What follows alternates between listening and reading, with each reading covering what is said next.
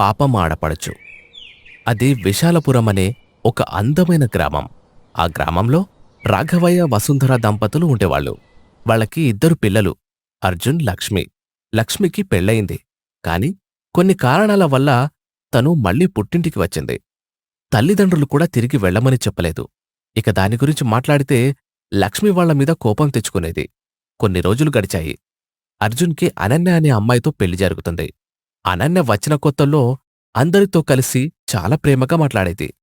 అందరూ కూడా ఆమెను చాలా ప్రేమిస్తూ ఉంటారు. రోజులు గడుస్తూ ఉండగా ఒకరోజు అనన్య వాళ్ల అమ్మనాన్న అన్నయ్యతో ఎంత ప్రేమగా ఉంటుందో చూస్తుంది. దాన్ని చూసి అనన్య తన మనసులో ఇలా అనుకుంటుంది. నేను ఈ కుటుంబాన్ని ఎంత ప్రేమగా చూసుకున్నా సరే, అర్జున్ మాత్రం ఎక్కువ ప్రేమగా లక్ష్మితోనే ఉంటారు. ఎంతైనా ఇంటి ఆడపిల్ల కదా, తను ఎందుకిక్కడే ఉంటుంది? ఈ విషయం గురించి ఎప్పటినుంచో మాట్లాడాలని అనుకుంటాను, కానీ ధైర్యం చాలడం లేదు. కానీ ఈరోజు మాత్రం నా భర్తను నిలదీస్తాను.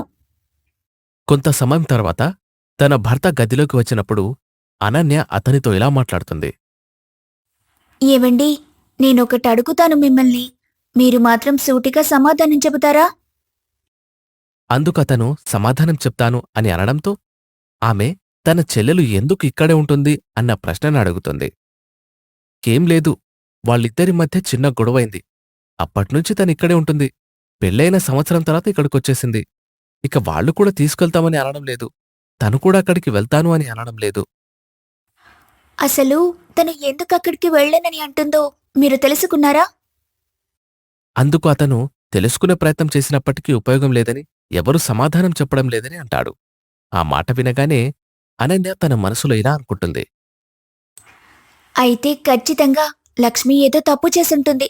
అందుకే ఏ విషయం చెప్పడం లేదు. వాళ్ళు కూడా ఇక్కడికి రావటం లేదు. ఇదేదో పెద్ద విషయమే అయ్యుంటుంది. ఖచ్చితంగా మీ చెల్లెలు ఏదో తప్పు చేసింది. అందుకే ఏమీ చెప్పడం లేదు. మీ అందరికీ తన మీదున్న ప్రేమ వల్ల తన తప్పేంటి అని తెలుసుకోవాలనే ఆలోచన కూడా రావటం లేదు. ఇప్పుడు నేను ఈ మాట చెప్తే నా మీద కసరుకుంటారు. అందుకే నేను చెప్పడం లేదు. కానీ చెప్పక తప్పడం లేదండి. మీరు నన్ను తప్పుగా అనుకున్నా సరే, తను ముమ్మాటికి తప్పు చేసింది. అందుకే అక్కడికి వెళ్ళడం లేదు అని అక్కడ్నుంచి వెళ్ళిపోతుంది. ఆ మాటలు వింటున్న అతను ఆలోచనలో పడతాడు. నిజంగా ఆమె తప్పు చేసిందా అనుకుంటూ అలా ఆలోచిస్తూ ఉంటాడు. ఆ రోజునుంచి తన మనసులో అదే భావన పెట్టుకొని చెల్లితో సరిగ్గా మాట్లాడేవాడు కాదు. అలా రోజులు గడుస్తూ ఉన్నాయి. లక్ష్మి అన్నయ్య తనతో సరిగ్గా మాట్లాడడం లేదని తల్లితో చెప్తుంది. తల్లి వసుంధర దాని గురించి మొదట్లో పట్టించుకునేది కాదు. కొన్ని రోజుల తర్వాత అతని ప్రవర్తనార్థం చేసుకున్న తల్లి అర్జున్తో మాట్లాడింది. ఏంట్రా, ఈ మధ్య నేను బాగా గమనిస్తున్నాను. మీ చెల్లెలితో సరిగ్గా మాట్లాడడం లేదు. ఎందుకు మాట్లాడాలి? ఎన్ని రోజులు భర్తను వదిలిపెట్టి ఎందుకుంటుంది? ఆ నిజాన్ని చెప్పమని చెప్పు. తను ఏ తప్పు చేయకపోతే ఆ నిజాన్ని ఎందుకు దాచిపెడుతుంది? అని కోపంగా తిట్టి అక్కడ్నుంచి వెళ్ళిపోతాడు. ఆ మాటలు విన్న తల్లి ఆలోచనలో పడుతుంది. తను చాలా కోపంగా కూతురు దగ్గరికి వెళ్లి నిలదీస్తుంది. ఓసేయ్, ఇన్ని రోజులు నువ్వు నీ మెట్టింటికి వెళ్ళకపోయినా ఏమీ అనలేదు. కాని మీ అన్నయ్య ఈ విషయం గురించి బాధపడుతున్నాడు. నువ్వెందుకు అక్కడికి వెళ్ళనంటున్నావు? నిజం చెప్పు. ఏం తప్పు చేశావో చెప్పు. అంటూ తిట్టడం మొదలుపెడుతుంది. ఆ మాటలకి లక్ష్మి కుమిలిపోతుంది. నేనేం చెయ్యలేదమ్మా. నేను ఎలాంటి తప్పు చేయలేదు. ఎందుకు నన్నిలా ఇబ్బంది పెడుతున్నావు? తర్వాత తల్లి కొంత సమయం తర్వాత అక్కడ్నుంచి వెళ్ళిపోతుంది. దాన్నంతా విన్న తండ్రి చాలా బాధపడతాడు. ఇంట్లో ఉన్న తల్లి, తండ్రి, అన్నయ్య ముగ్గురు కూడా తను ఏదో తప్పు చేసింది అని బలంగా భావిస్తూ ఉంటారు. ఆ రోజునుంచి ఇంట్లో వాళ్ళెవరూ కూడా తనతో సరిగ్గా మాట్లాడరు. తనని అస్సలు పట్టించుకోరు. పాపం లక్ష్మి ఇంట్లో తనని తాను చూసుకుంటూ ఉండేది. వదిన కూడా తనతో మాట్లాడకపోవడంతో తను చాలా బాధపడుతూ ఇలా అనుకుంటుంది. నన్నెందుకిలా ఇబ్బంది పెడుతున్నారో నాకేమీ అర్థం కావటం లేదు. త్వరలోనే నిజానిజాలన్నీ పూర్తిగా అర్థమవుతాయి. ఇంతలో తన వదిన కూడా అక్కడికి వచ్చి అదే విషయం గురించి అడుగుతుంది. వదినా, మీరందరి దృష్టిలో నేను చెడ్డదానిలాగే ఉన్నాను. అసలు ఈ ఆలోచన నువ్వే అందరిలోకి తీసుకొచ్చావని నా అనుమానం. ఎందుకలా అందరి ముందు నన్ను అవమానపరిచేలా చేస్తున్నావు? అందుకు అనన్య కోపంగా నేనేం చేశాను అని గొడవపడుతుంది. అలా ఇద్దరి మధ్య చాలా పెద్ద గొడవవుతుంది. ఆ గొడవ కాస్త పెద్ద మాటలనుకునేదాకా వెళ్తుంది. అప్పుడు వసుంధర వస్తుంది. అసలు పెళ్ళైన తర్వాత పుట్టింట్లో ఉండటం పెద్ద తప్పు. నువ్వు మర్యాదగా మీ మెట్టినింటికి వెళ్ళిపో. వెళ్ళిపోతాను. అక్కడికి మాత్రం వెళ్ళను కాని ఈ ఇంటి నుంచి బయటకు మాత్రం వెళ్ళిపోతాను. అని చాలా బాధగా అక్కడ్నుంచి వెళ్ళిపోతుంది. ఎవరు కూడా ఆమెని ఆపే ప్రయత్నం చేయరు. తను బయటకు వెళ్ళిపోయింది. ఎక్కడికి వెళ్ళాలో అర్థం కాదు. తను చాలా దూరం నడుచుకుంటూ పోతుంది. చీకటి పడిపోయింది. ఇంతలో జోరుగా వర్షం మొదలైంది. తను చలికి వణుకుతూ చాలా బాధపడుతూ ఉంటుంది. భగవంతుడా, ఎందుకు నన్నిలా ఇబ్బంది పెడుతున్నావు? తప్పు చేసిన వాళ్ళందరూ బాగానే ఉన్నారు. ఏ తప్పు చేయకుండా నేను మాత్రం ఇలా ఇబ్బంది పడుతున్నాను. ఇంతలో వాళ్ళ అత్తగారు అటుగా వెళ్తూ అక్కడికి వస్తారు. ఆమెను చూసి ఆశ్చర్యపోతారు. ఏంటమ్మా లక్ష్మి, ఎందుకు నువ్వు ఇక్కడున్నావు? ఏం జరిగింది తల్లి? ఎందుకత్తయ్యా నా మీద జాలి చూపిస్తున్నారు? మీకేం అవసరం ఉంది? నేను మా పుట్టింటికి వచ్చిన తర్వాత కనీసం మీరు ఒక్కసారైనా మా ఇంటికి వచ్చారా? ఎందుకొచ్చావని ప్రశ్నించారా? ఏమీ మాట్లాడకుండా ఉన్నారు కదా. అదేంటమ్మా, మేము వచ్చేసరికి నువ్వు ఇంట్లో లేవు. మా అబ్బాయిని అడిగితే నేనే పుట్టింటి దగ్గర వదిలిపెట్టాను అన్నాడు. ఆ తర్వాత నిన్ను తీసుకురమ్మని అడిగితే తనకు విడాకులు కావాలంట అన్నాడు. ఎందుకు ఏంటి అని మేము అడుగుదామన్నా నీతో అసలు మాట్లాడొద్దన్నాడు. ఏం జరిగిందో తెలుసుకునే ప్రయత్నం కూడా చేయొద్దన్నాడు. అలా చేస్తే తను చనిపోతానని బెదిరించాడు. అందుకే మేము రాలేదు. అసలేం జరిగిందమ్మా, నిజం చెప్పు తల్లి. ఆ మాటలకు లక్ష్మి ఏడుస్తూ ఉంటుంది. ముందిక్కడి నుంచి ఇంటికి వెళ్దాం పదా. అక్కడికి వెళ్ళి అన్నీ మాట్లాడుకుందాం. ఆ ఇంటికి నేను రానత్తయ్యా. సరే, ఆ ఇంటికొద్దు. మనకి చిన్నిల్లుంది కదా, అది అద్దెవాళ్ళు ఖాళీ చేశారు. అక్కడికి వెళ్దాం పదా.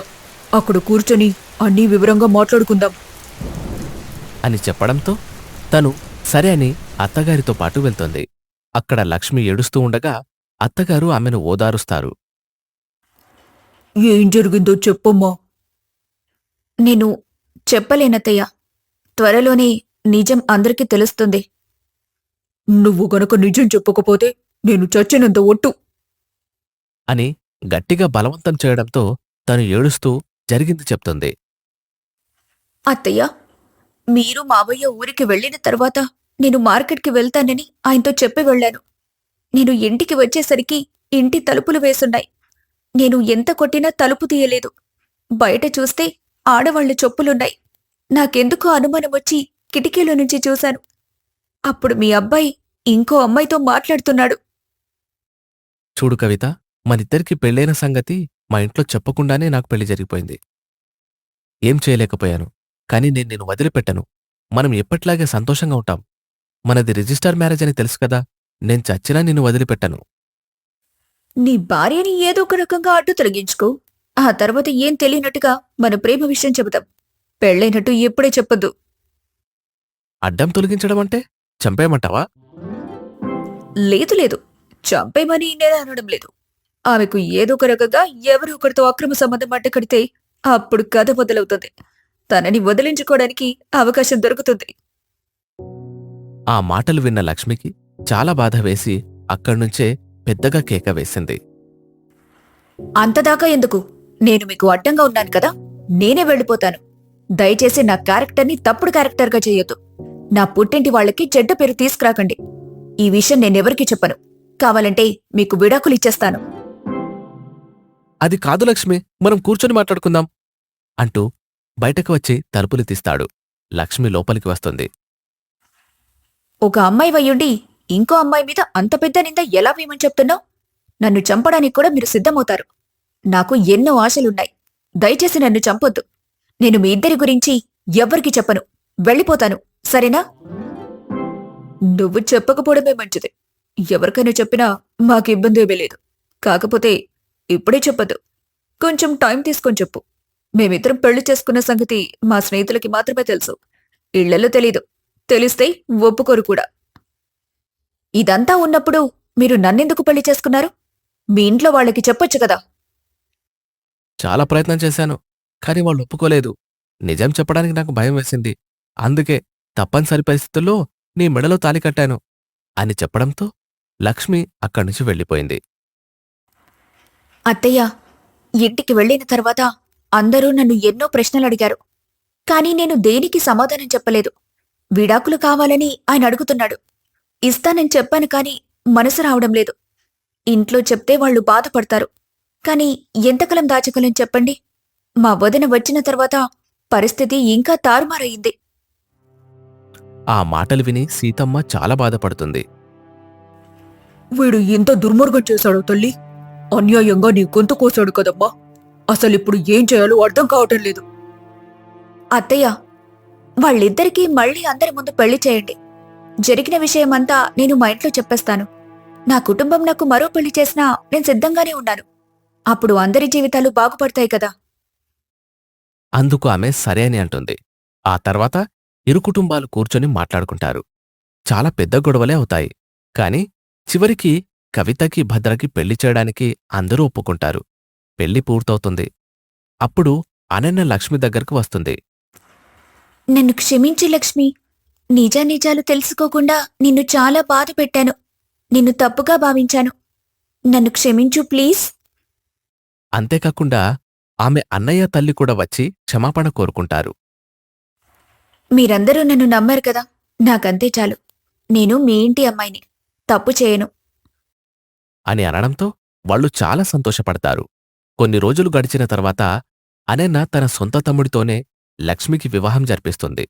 లక్ష్మి కూడా కొత్త జీవితాన్ని మొదలుపెట్టి సంతోషంగా ఉంటుంది.